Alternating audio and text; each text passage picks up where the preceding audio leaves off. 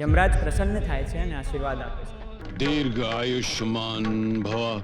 ભાઈબીજ એટલે કે રક્ષાબંધન પછીનો ભાઈ બહેનનો પ્રેમ બતાવતો એક અદ્ભુત તહેવાર. પણ ભાઈબીજની ઉજવણી કેમ? તો એકવાર યમુના એટલે યમરાજની બહેન પોતાના ભાઈને ઘરે બોલાવે છે અને જેમ ભાઈ ઘરે આવે એ તેની આરતી ઉતારે છે, તિલક કરે છે અને બહુ જ પ્રેમથી ભોજન જમાડે છે. આનાથી યમરાજ એટલા પ્રસન્ન થઈ જાય છે કે એ યમુનાને આશીર્વાદ આપે છે અને કહે છે કે આજના દિવસે જે પણ ભાઈ પોતાની બહેનને ઘરે જશે તેને દીર્ઘ આયુષ્ય અને અનંત સુખ મળશે. આ તહેવારને યમ દ્વિતીયા તરીકે પણ ઓળખાય છે. ભારતના અલગ અલગ રાજ્યોમાં આ તહેવારને જુદા જુદા નામોથી ઓળખાય છે. જેમ કે બિહાર અને બંગાળમાં ભાઈ ફોટે, મહારાષ્ટ્રમાં ભાઉબીજ અને નેપાળમાં આ તહેવારનું નામ છે ભાઈટીક. રિવાજો તો જોઈ, હવે સાયન્સ જોઈએ.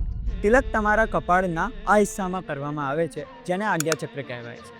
આજ્ઞાચક્ર પર તિલક કરવાથી તમારું મન શાંત રહે છે અને સાથે જ પરિવાર જોડે સમય વ્યતીત કરવાથી તમારી બોડીમાં એક ઓક્સિટોસિન નામનું હોર્મોન રિલીઝ થાય છે જે તમને ખુશી આપે છે. અંતે रहमन धागा प्रेम का मत तोड़ो चटकाए, टूटे तो फिर ना जुड़े और जुड़े गांठ पड़ जाए.